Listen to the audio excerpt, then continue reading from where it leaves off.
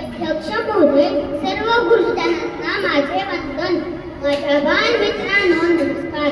आज 1 ऑगस्ट लोकमान्य टिळक यांची पुण्यतिथी. या निमित्ताने मी तुम्हाला एक प्रसंग सांगणार आहे. 1908 सालची गोष्ट.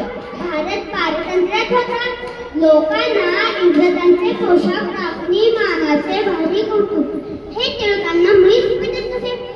टिळक काही कामानिमित्त नाशिकला गेले होते. तेव्हा तेथे प्रसिद्ध सर्कसकार प्राध्यापक राममूर्ती यांचे खेळ सुरू होते. प्राध्यापक राममूर्ती हे अतिशय धुरकाड व बलवान. यांचे सर्कशीचे खेळ अतिशय गाजलेले.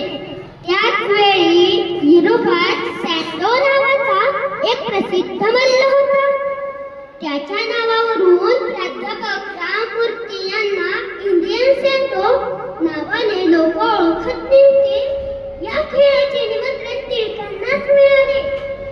टिळक हे निमंत्रण स्वीकारून सर्कशीच्या ठिकाणी पोहोचले.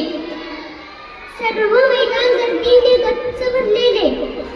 इंडियन सँडो, इंडियन सँडो, इंडियन सँडो, इंडियन सँडो नावाने लोक गर्जना करत होते. टिळकांनी सर्वांना शांत करून आपले भाषण सुरू केले. भारताला बलवान पुरुषांची भूमी म्हणून ओळखतात.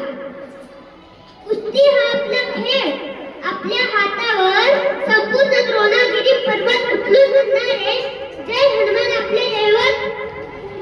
भीमासारखे बलदंड बलवंत पुरुष आपल्या भूमीतले तरीही तुम्ही प्राध्यापक राममूर्ती यांना युरोपातल्या सँडोशी तुलना करता. हे अजिबात योग्य नाही. हवं तर तुम्ही सँडोला युरोपियन भी म्हणा, पण प्राध्यापक राममूर्ती यांना इंडियन सँडो म्हणू नका. आपली ताकद, आपली सभ्यता आपण जपली पाहिजे.